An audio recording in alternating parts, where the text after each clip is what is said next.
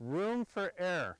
Bunker play is actually extremely easy to a golf pro, but it's extremely difficult for an amateur because they fear the possibility, like we almost got hit on hole number 1 when we were driving around the green because some guy was in that bunker on the far right side of the green. The ball made it to the houses. Okay, that guy fears bunker shots. Next hole, he's going to fear he doesn't really know that there's room for error, so he can't apply speed. So next hole, that poor guy is going to swing really soft and probably leave it in the bunker. So we're going to do this way differently. So I've drawn 2 lines approximately 12 inches apart from one another. And the first skill I want to know, if I can find, is if I can be in charge of my divot placement skills. So I want a divot from line 1 till minimum line 2. And that'll help me explain as we go here this term I call room for error. So first I want to put a divot between line 1 and line 2 with enough speed to get the sand all the way to the putting surface. So I'm going to use some speed here. But I'm going to be so in charge of my entry point that I have no fear. Got it? Okay, yes, we got the open stance. That we already know that. We already know where the ball, or the center, the first line goes in the middle of the stance. Yes, we got the open club face, things that I don't need to discuss anymore with you, Hannah, because we've already done all this. Yes, I've got a little more weight on the left. Yes, I'm kind of set into the shot a little bit. Yes, my hands are forward, all that. I've created the bounce on the bottom of the club here, and I'm going to just do some practice swings here. So I want to put a divot where I want my divot. So I succeeded, so I'm going to move up one. Yes, my left foot is dug in every single time a little more than the right foot. Yes, I'm going to try again. I'm kind of liking my divot placement skills. I hope I have enough speed to get the sand all the way to the green, so I'm happy. The sand's flying out of the bunker. Because I have line 2, I don't have a gouger divot, I have a long divot, which is why I'm going to be able to hit those 3 balls right by the hole when I get through all these balls. First ball is about 3 inches in front of the line, not like the book says 1 inch, because nobody on the tour hits 1 inch behind the ball. Just amateurs think that's what you do. We're going to learn it's different than that. So I feel pretty in charge of my divot placement skills. Have I done well here? Yeah. So I want to see what happens if I put that on the ball. Same exact swing, no fear. I don't even know the ball's here. I'm just going to do that. Same everything setup wise, all that, boom. Okay, not a bad shot. A little more gougy, so I don't like that. So I'm going to critique and adjust that. Here I go. Not a bad shot. Good entry point, good result. Do it again. A little closer to the entry, to the ball and the entry point. Plus, I just learned we got a little hard pan here. Now I'm going to put that divot. Are these divots sufficient in length to go under these 2 balls? And then possibly those 3? If I review every single divot, they all entered where I want, and they all exited pretty close to where I wanted, except the hard pan shot.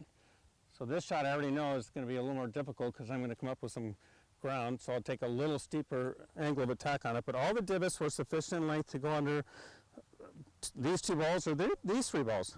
So I'm going to just find out what would happen if 2 balls were in the way of 1 swing. Let's find out. Higher, lower, less spin, more spin. Pretty reasonable. Got a lot of hard pan there. So it was harder than I wanted it to be. So I didn't know the hard pan was coming up. But would a regular player take those golf shots? Why did one go higher and one go lower? Can you throw me 2 balls real quick? Here's what we know. If I measure this, I'm putting them down so they don't roll.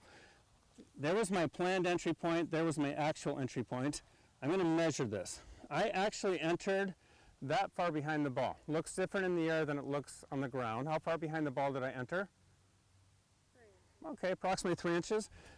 How far did I enter behind ball number 2? About 6 inches. Then why are the spectators clapping when the book says enter an inch behind the ball and blah, blah, blah, blah, blah?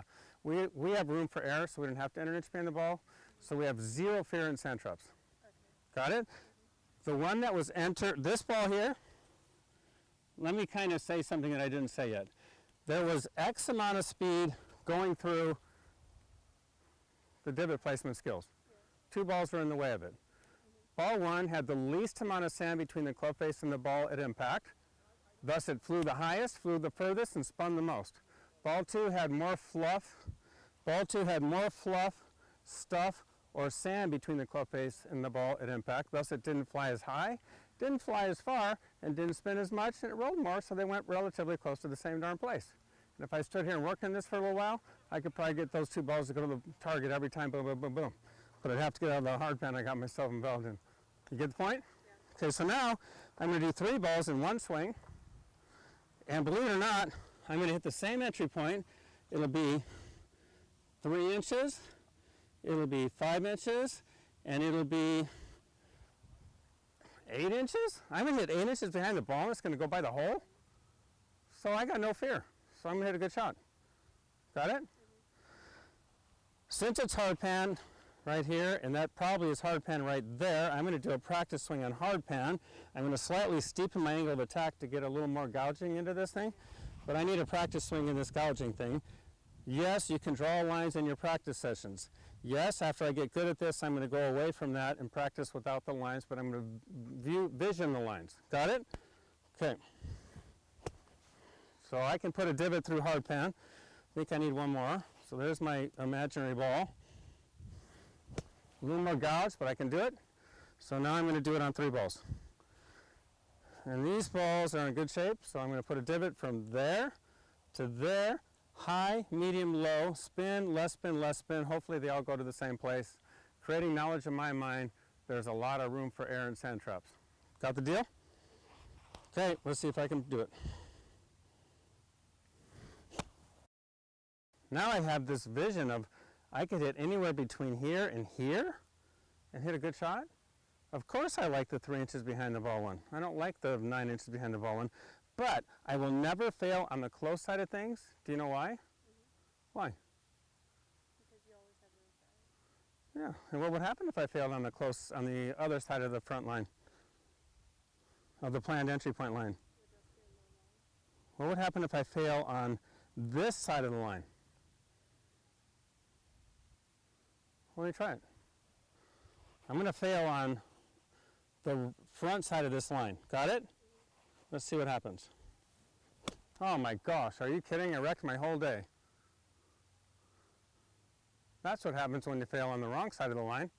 So we never fail on that side of the line. If I fail, I know I'm going to fail back. Yeah. Deal? So now my good shot.